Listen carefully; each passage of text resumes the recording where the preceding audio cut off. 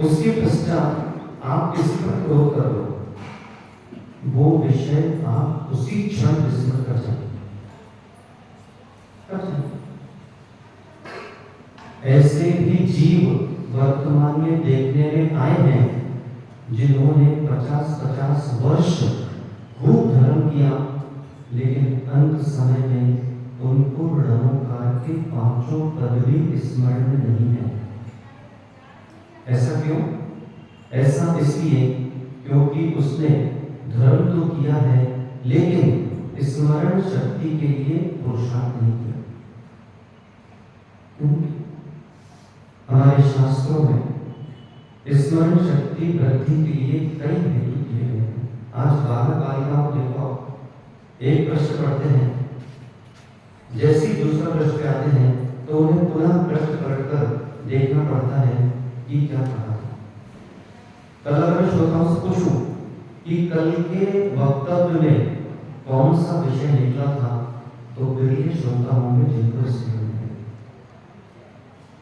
श्रोताओं के जीवन में परिवर्तन इसलिए नहीं आ पाता क्योंकि उनको अपनी बुद्धि पर विश्वास है कि जो विषय में श्रवण कर रहा हूं ये मेरे चित्त में दीर्घकालीन स्थिर रहेगा।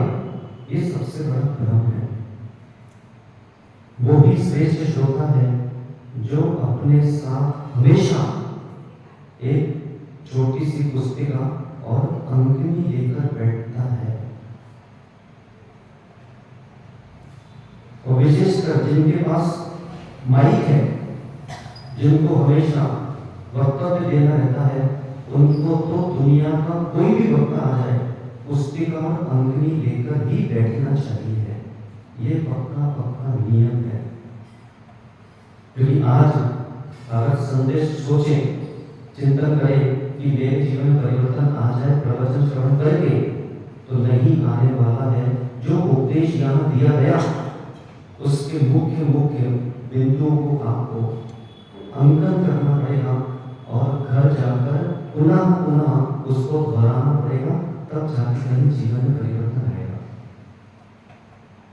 तो पहली तो यह जो पद्धति है, इन पद्धतियों को आपको ठीक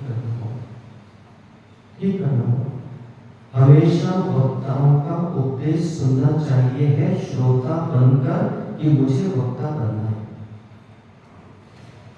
सुनो विद्यार्थी, आज मुझे श्रवण कर रहे हो, मुझे श्रवण करो, पहले श्रोता बनते हुए और फिर भविष्य में मुझे भी वक्ता बनना है। तो वक्तव्य कैसे किया जाता है, कौन सा विषय कहाँ पर प्रयोग किया जाता है, इसलिए जब नगर में मुलाकात नहीं होंगे, कई ऐसे विषय आएंगे जिन विषयों पर विवाद होता है। उन विषयों का समाधान कौन करेगा? हम करेंगे। स्मरण शक्ति की वृद्धि कैसे की जाए? जिन आगम में सर्वप्रथम 7 स्थानों में मौन की व्याख्या है।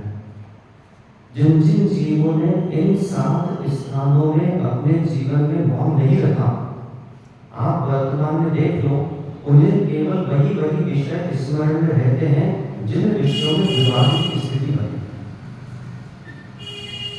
और वो हमेशा वही विषय अपने मुख से निकालेगा जहां पर विवाद हो, अन्य विषय को गौण कर दे। आज मानो विनोद दादा को भक्तांबर जी बनना है, अभ्यास है उनका, और कहीं प्रातः काल व्यस्तता थी, नहीं पढ़ पाए, तो यहाँ भोजन करते करते वहां भक्तांबर स्तोत्र जी का ग्रंथ खोलकर दोनों कार्य एक साथ कर सकते हैं। क्यों नहीं कर सकते? इसलिए नहीं कर सकते क्योंकि हम जैसे वक्ताओं के माध्यम से उनके दिमाग में ये भरा गया है कि वो धार्मिक स्तोत्र है। हम नहीं पढ़ा, आपको तो ज्ञान था। भोजन करते करते नवीनाथ भगवान की जय, नवीनाथ भगवान की जय, नवीनाथ भगवान की जय कर सकते हैं, बोल सकते हैं। भोजन करते करते ऋषभनाथ भगवान के ऋषभनाथाय नमः, ऋषभनाथाय नमः, ऋषभनाथाय नमः कर सकते हैं। तो प्रत्येक श्रोता से प्रश्न है कि जब भोजन करते करते नाक से नमी नाथ भगवान की जय नहीं बोल सकता तो नाक से नमो लाओ कैसे हो सकता है? भोजन करते करते ऋषभनाथ भगवान की जय नहीं बोल सकता, ऋषभनाथाय नमः नहीं बोल सकता, तो रोटी लाओ कैसे बोल सकता है? भोजन करते करते भात लाओ, जब भात से भात नहीं, भात से भातामत नहीं पड़ सकता, तो भात से भात लाओ कैसे हो सकता है? वर्णों के प्रति श्रद्धा है कि जो हम जैसे वक्ताओं ने जो जो विषय बता दिए कि ये विषय धार्मिक है, इन विषयों में मत बोलना, उस पर श्रद्धा है। बहुत गहरे विषय नहीं, बहुत गंभीर विषय। चाहे जो हम सामान्य शब्दों का प्रयोग करते हैं, चाहे जो हम ये शास्त्रों का वाचन करते हैं, आ ई उ री री गिरी गिरी ए ऐ ओ औ क ख ग घ घ च छ ज छ य ट ठ ड ढ ण त त थ थ न प फ ब भ म य र ल व श श स ह, इसके बाहर कुछ भी नहीं है। चाहे हिंदी भाषा हो, चाहे संस्कृत भाषा हो, चाहे प्राकृत भाषा हो, चाहे अपभ्रंश भाषा भी क्यों ना हो, सब इसी के अंतर्गत आती है। इसलिए श्रावकों, अगर चाहते हो कि भविष्य में कोई हमको संबोधन देने आए, अच्छा बिरले वो जी होते जिनके घर पे अंत समय में संबोधन देने कोई पहुंच जाए। जिस दिन गढ़ में आगामी हो रही थी उस समय वो दादी जी को संबोधन देने पहुंचे, इसमें मध्याह्न की बेला में और सायंकालीन बेला में वो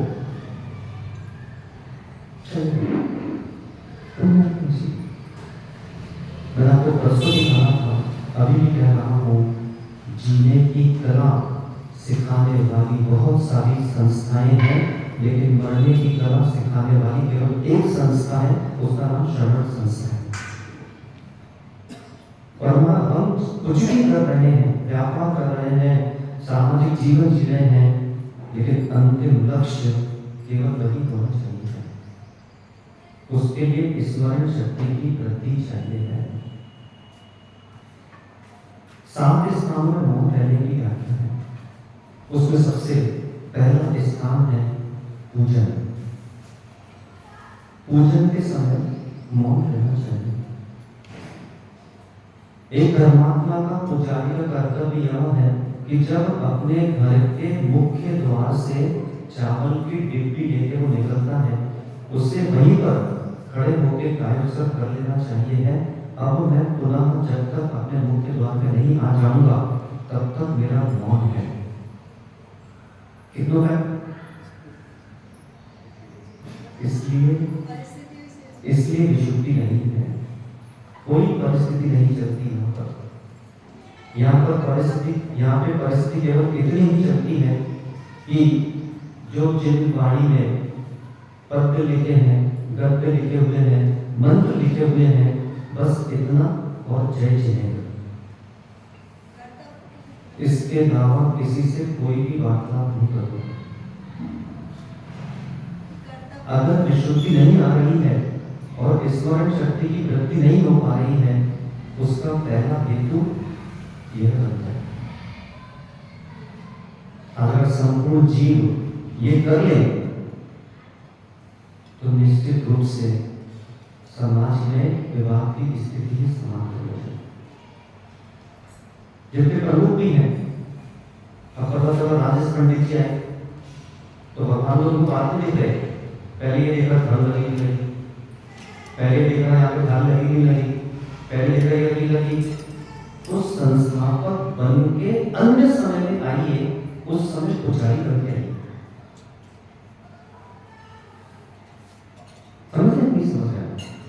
ये गंभीर विषय है। तो पहला उस समय मौन रहना चाहिए। दूसरा, समय के समय मौन रहना चाहिए।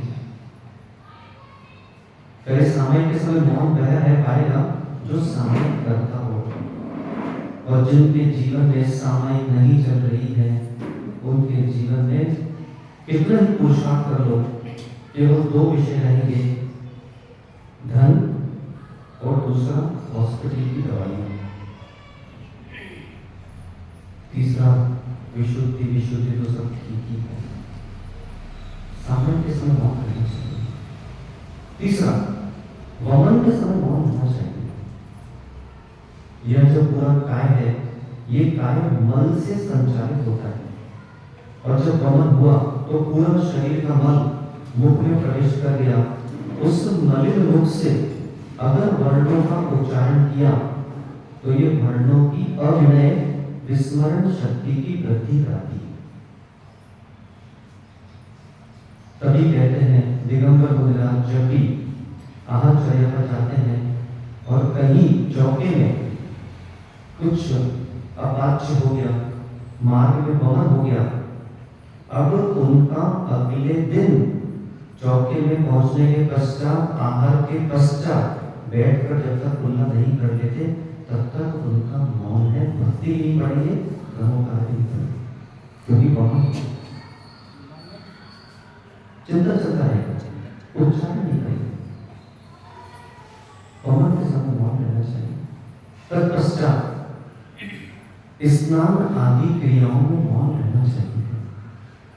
इसलिए क्योंकि जहां स्नान करने जा रहा है वो मलिन स्थान है, उस मलिन स्थान पर वर्णों का उच्चारण करने से विस्मरण शक्ति की वृद्धि होती है। ये विषय किसको सुनना चाहिए? जितने भी बालक बालिकाएं विद्यार्थी, ये विषय उनकी श्रवण करने वाला विषय है। वहां पे संगीत लगा लिया और यहाँ पे स्नान कर रहा है, बढ़िया बाथरूम सेंटर बन के जीवन का आनंद ले रहा, कैसे स्मरण शक्ति की वृद्धि हो। तत्पश्चात कई गृहस्थ ऐसे होते हैं जिन गृहस्थों का ऐसा प्रण होता है जब तक रात्रि में चारों प्रकार का आहार का त्याग करते हैं, जिनके दर्शन ना कर ले तब तक हम सर्व प्रकार के अन्न जलाने का त्याग करते हैं। कई गृहस्थ वृक्ष की छूट रखते हैं, वो गृहस्थ हैं, उनके हिसाब से वो कार्य वो करते हैं। लेकिन कई जब ऐसे नियम लेके चलते हैं और स्नान कर रहा अगर शब्दों का उच्चारण आ गया और मुख में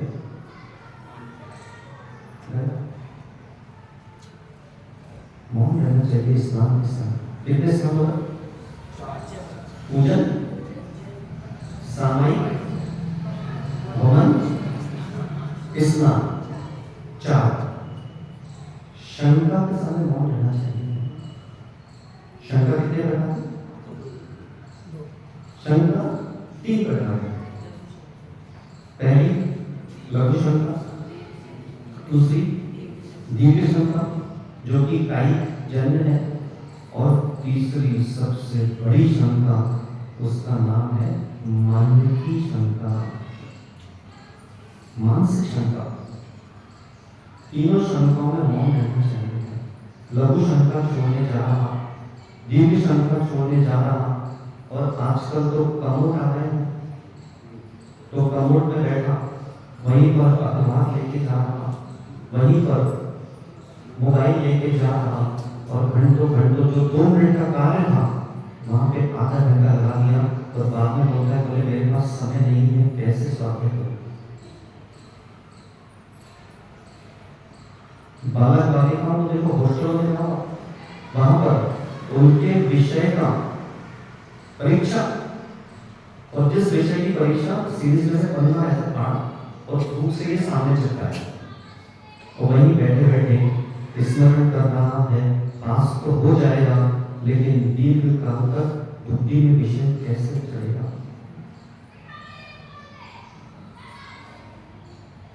शंका के समय मौन रहना चाहिए।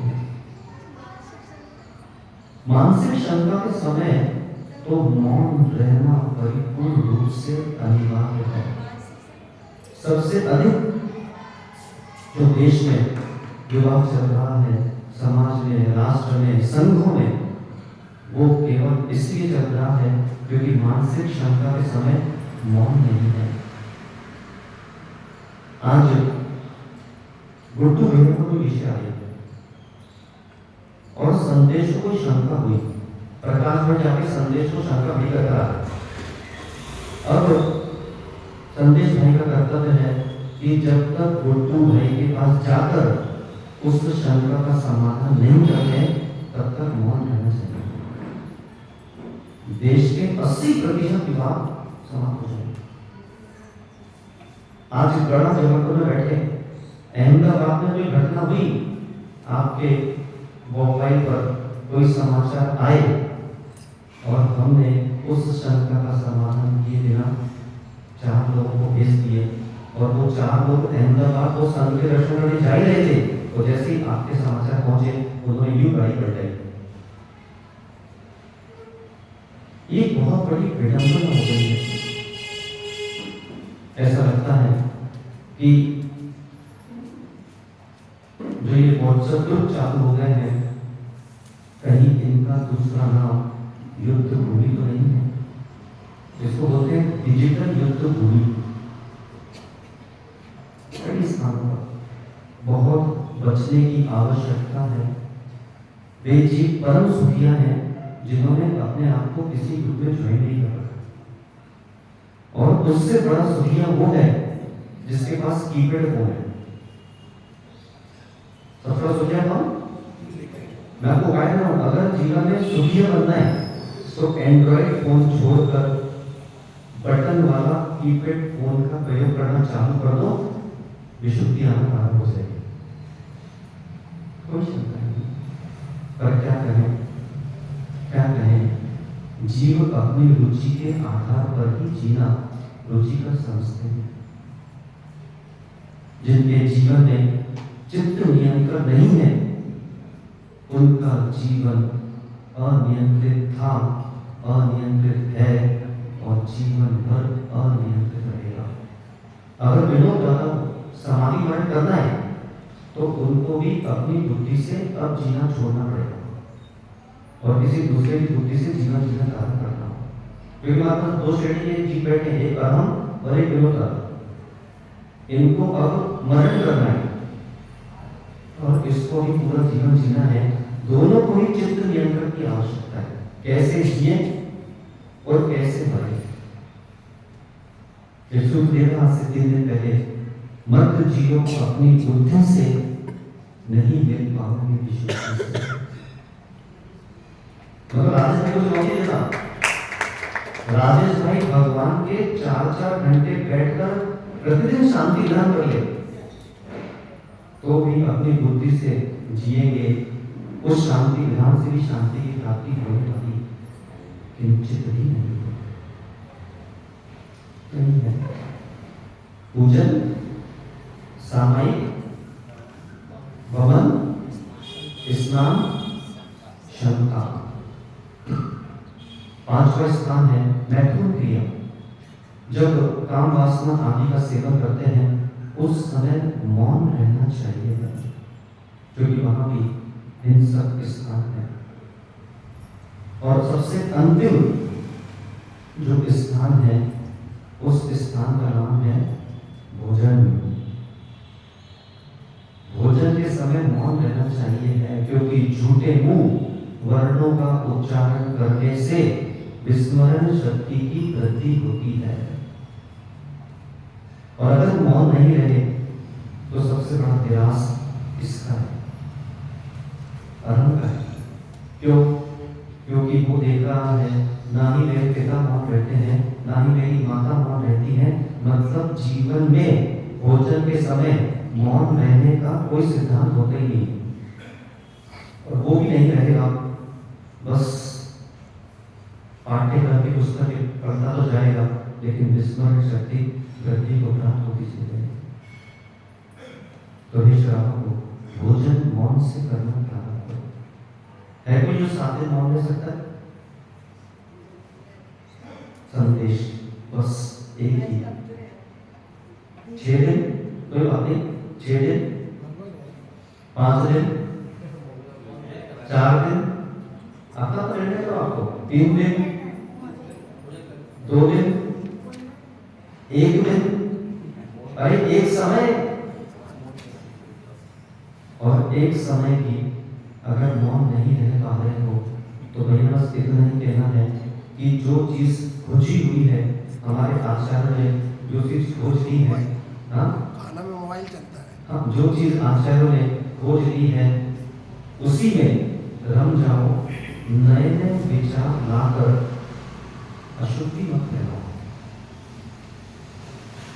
सूत्र स्मरण कर ले, खोजो नहीं खो जाओ। नई नई चीज खोज रहे हैं, किसी ने मंचों में नई नई चीज खोज ली, किसी ने समाजों में नई नई चीज खोज ली। खोजो नहीं खो जाओ, और बस्ती नहीं तो चादर ढक के सो जाओ, जिससे कि तुम अगर सोते रहोगे तो जो दूसरा विशुद्धि का प्रभाव कर रहा है कम से कम उसमें अशुद्धि रूपी विष तो मिश्रित नहीं होगा। देव शास्त्र गुरु और जो आगम है, आगम के सिद्धांतों में खो जाओ तो ही विशुद्धि की वृद्धि होगी। और कैसे, देखिए बहुत गंभीर विषय है ये कि स्मरण शक्ति की रक्षा कैसे की जाए।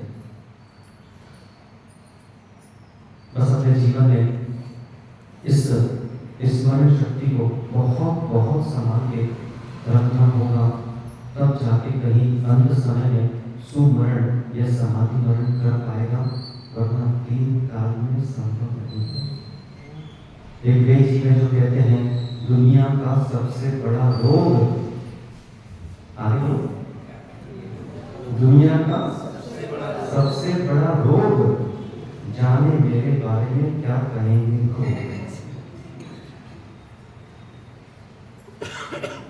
अरे वो जीव है, दुनिया का सबसे बड़ा भोग, मेरे बारे में सोचे लोग। मुझे ये चुनौती अंदर में आना चाहिए है कि लोग मेरे बारे में क्यों नहीं सोच रहे हैं। समय जब सोचेंगे, जब ऐसा कार्य करोगे जो सोच लिया है। बस अपने जीवन में आज के विषय से यही यहाँ से विषय लेकर जाएंगे कि हमको वर्णों के उच्चारण में बहुत सावधानी रखना है, जिससे अच्छा से कहते हैं जिन्होंने गुरु चरणों में कायोत्सर्ग पूर्वक ये नियम लिया है कि हम अपशब्दों का प्रयोग नहीं करेंगे। जिसको आपकी भाषा में कहूँ गालियाँ दे तो सकते हैं, आपको सब पता है प्राचार्य है आपको, तो हम अपने जीवन में किसी को गालियाँ नहीं देंगे। ऐसा करण क्या करें? वर्णों का उच्चारण गाली देने में प्रयोग कर रहा है तो कैसे स्मरण शक्ति की वृद्धि होगी? आप जीवन का वर्णन करता क्या? कर लो चक्कर से, तो बहुत जरूरी है। चलो कोई बात नहीं, इसका अभ्यास करो। 7 दिन नहीं कर पा रहे हैं तो कोई दिन निर्धारित करो कि मंगलवार को मैं किसी को गालियां नहीं दूंगा। और पुरुषों को छोड़ो, आजकल माताओं में मुझे बहुत निकल लग गई। तो हे माताओं, अपनी अपनी स्मरण शक्ति की रक्षा कीजिए। अपने अपने यह जो वर्ण है, इन वर्णों के उच्चारण को संभाल के रखिए, जिससे अंत समय में जब महाराज जी या माता जी संबोधन देंगे और वो कहेंगे चलो बोलो ब्रह्म हरिंदारम, चलो बोलो ब्रह्म सिद्धारम,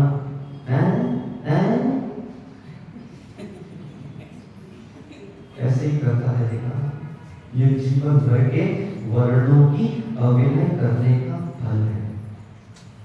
तो जो वर्णों की अविनय करता है उसके लिए उपदेश भी दीर्घ काल तक स्मरण में नहीं रह पाता है और वो अपनी भगवान आत्मा को भगवान नहीं बना पाता।